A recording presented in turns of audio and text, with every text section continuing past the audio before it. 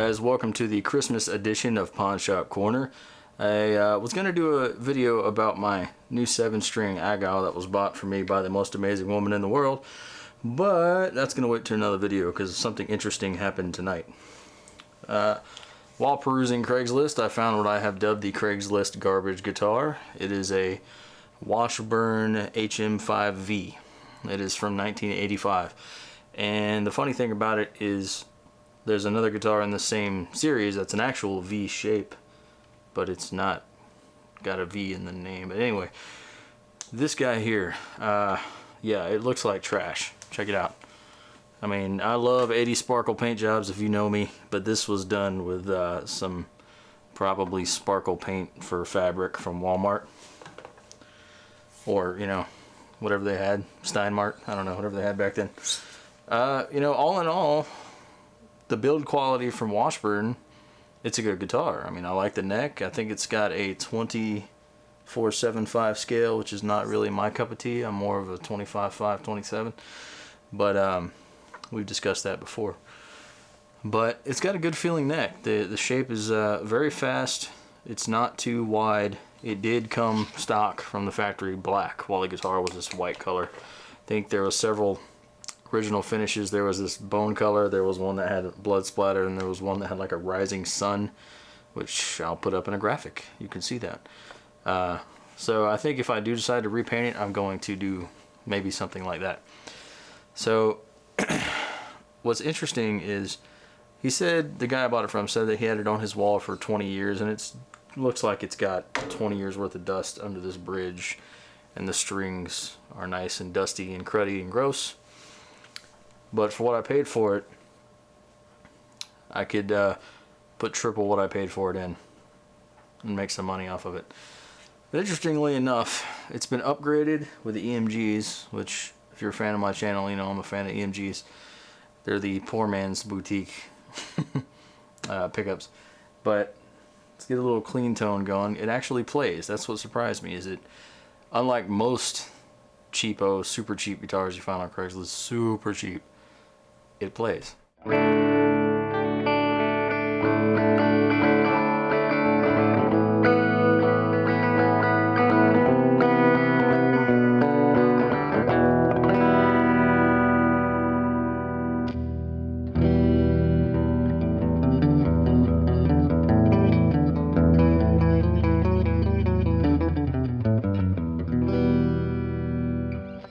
Has everything you'd expect, including the fret buzz. These frets look like they've been probably refiled at some point. It does come with jumbo frets. Originally from the factory, it had Washburn pickups, but it's been upgraded. So yeah, not too bad. I had to put a battery in there, but everything worked out fine.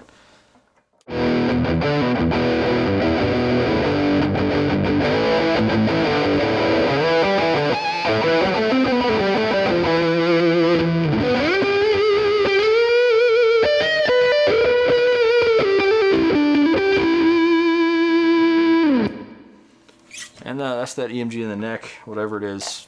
I don't know what pickups they are exactly, but it doesn't sound half bad. However, there is a lot of negativity surrounding this guitar. While it does have an original Floyd Rose, it has an aftermarket Floyd Rose. It did not originally come with one. Some models did, but this model did not. He put this on here, and thus I do believe, after doing some measurements a second ago, the points where the strings cross the saddles need to be about a ½ inch forward. I can do a lot of adjusting on here. I don't know if I can adjust that far. We will see, and I'll check the intonation, but that's another time.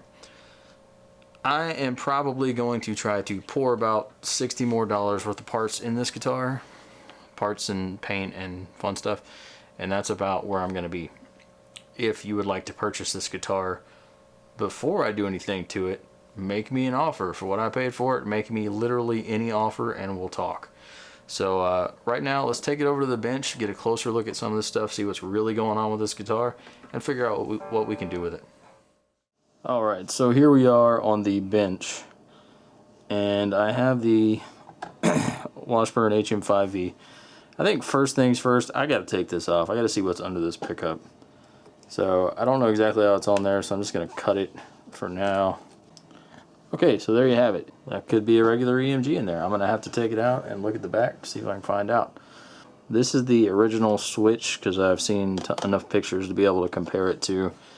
Like I said, the Floyd's a little different. I thought it was about a ½ inch difference. It's actually about 3/8 of an inch. It's not super awful or unrepairable. I'd like to be able to keep this Floyd Rose on there because it's actually an original Floyd Rose. And I can take it apart and clean that, and this thing will actually probably come out pretty good. Let's talk about the cons. The bike lycra loincloth was not cool, so that's gone. And we'll dig it out the proper way, and we'll figure out what the pickup is. This sparkle paint job, I'm just not feeling it, bro. That is, it feels like fabric paint. This is the most hilarious part I've seen so far. This fretboard, I was looking at this going, what is that? I know it's not played that dark. No, that's magic marker. He has magic markered every dotted fret here. And these little guys, these fret inserts, well, fret markers, they're rounded off. So that, along with the refiling of the frets that look like it has occurred, are indications to me that this guitar was played and played and played as kind of as this pickup. And I'm cool with that. I like guitars that have been played in. So continuing with the cons. Uh-oh. What is that? Is that foreshadowing? Let's check it out. We got to see what's in there. No, I mean, I do know what's in there, so I won't be surprised, but I'll pretend I'm surprised for you guys. Oh my god! So there's the EMG wiring that, oops, sorry camera, that apparently was done probably by a non-licensed technician.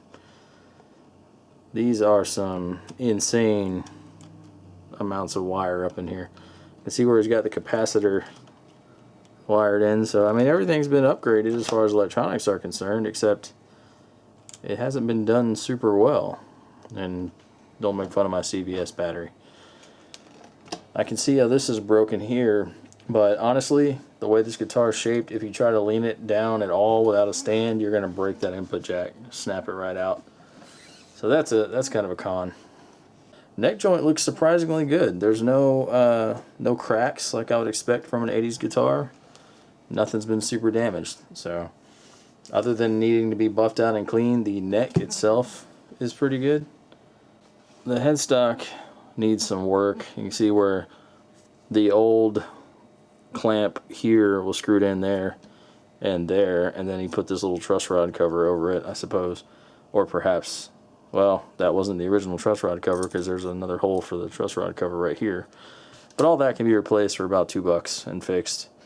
I'll probably fill this in and do the black on the headstock, fix that, but I'll keep the logo the way it is. Here's something pretty cool.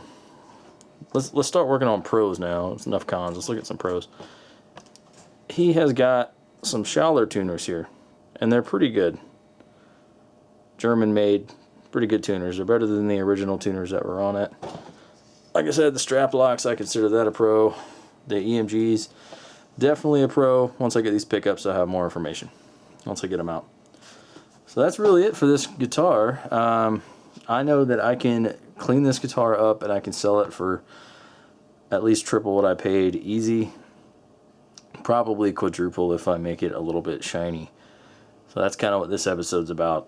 Finding garbage and making it awesome. I will make this awesome and show it to you guys unless somebody out there wants to buy it first to make it their own project. This shape, this 80s particular Washburn Jackson Kelly-ish shape, is actually a pretty sought after design. And I like it. I think it's a cool shape. Needs a way better paint job, but I think it's a cool shape. So if you like it, make me an offer. Any reasonable offer pretty much, because I don't really know how much work I want to put into this. So if somebody wants to get it off me before then, you can. Just let me know, guys. And anything I can help you with, any ideas, you know, just let me know. Any questions, hit me up on Facebook or through here. Like, share, and subscribe. Help me out. And maybe we'll see the evolution of this Craigslist garbage guitar. Maybe we won't. I just know that now my Timothy Mason Space Lightning guitar has an 80s friend to hang out with. Alright guys, till next time, thanks.